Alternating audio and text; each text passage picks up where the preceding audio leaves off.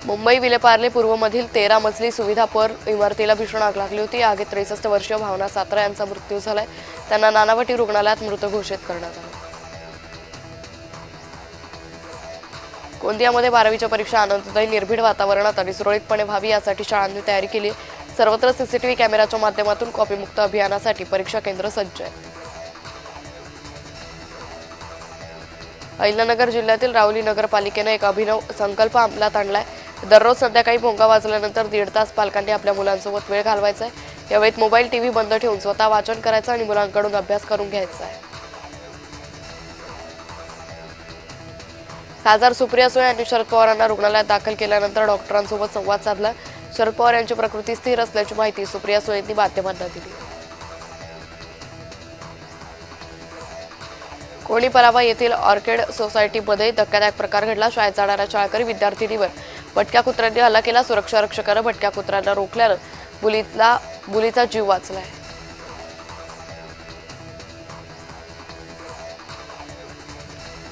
मुंबई अहमदाबाद राष्ट्रीय महामार्गावर भरधाव कंटेनरचा भीषण अपघात झाला। हायड्रोक्लोराईड लिक्विड वाहतूक करणारा भरधाव टँकर थेट हॉटेलमध्ये शिरला। अपघाताची घटना सीसीटीव्हीमध्ये चित्रित झाली।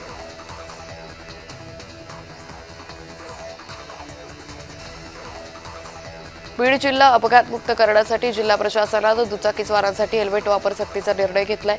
हा निर्णय निश्चितच स्वागतार्ह असला तरी अपघातांची प्रमुख कारण ठरण्याचा निकृष्ट आणि रखडलेल्या राष्ट्रीय महामार्गाच्या कामांकडे प्रशासन दुर्लक्ष करतंय असा आरोप होतोय।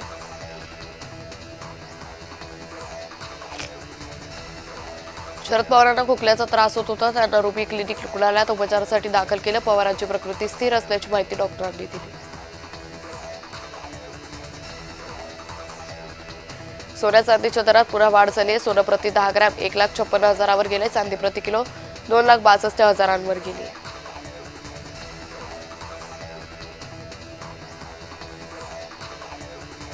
बाळासाहेब ठाकरे राष्ट्रीय स्मारक समितीची बैठक स्मारक भवनात पार पडली।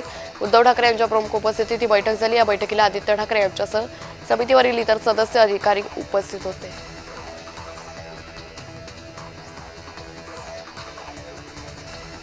कोपरगाव शहरात आज एका घटनेत शहरातील लक्ष्मीनगर परिसरात राहणाऱ्या 50 वर्षीय ज्योती प्रकाश त्रिभुवन या महिलेचा अंत झालाय। दुपारी 1 वाजेच्या सुमारास घरात पाणी भरत असताना ज्योती त्रिभुवन या महिलेचा इलेक्ट्रिक मोटारीचा जोरदार शॉक लागून मृत्यू झाला।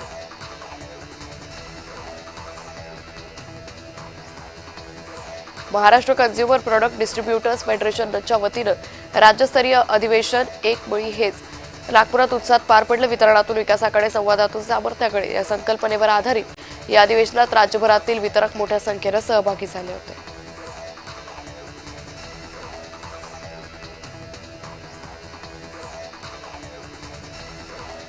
तर महापालिकेमध्ये तैलचित्र लावलं जाणार आहे। पुणे महापालिकेत अजित पवार यांचं तैलचित्र लावलं जाईल। सभागृह नेते गणेश बिडकर यांच्यातर्फे तैलचित्र महापौर मंजुषा नागपुरे यांना सुपूर्द करण्यात आलं। राज्याचे उपमुख्यमंत्री एकनाथ शिंदे यांच्या वाढदिवसानिमित्त शिवसेनेचे आमदार बालाजी केणीकर, शिवसेनेचे नगरसेवक यांच्यामार्फत प्राचीन शिव मंदिरात अभिषेक सोहळा संपन्न झाला। 12वीच्या परीक्षा कॉपीमुक्त करण्यासाठी बीड जिल्हा प्रशासनानं कठोर पावलं उचलली आहेत। जिल्ह्यातील 103 परीक्षा केंद्रांवर सीसीटीव्ही आणि ड्रोनची नजर असेल।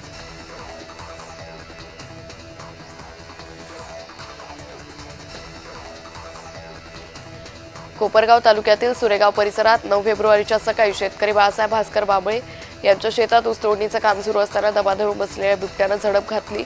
एका मजुरावर हल्ला केल्याची घटना घडली।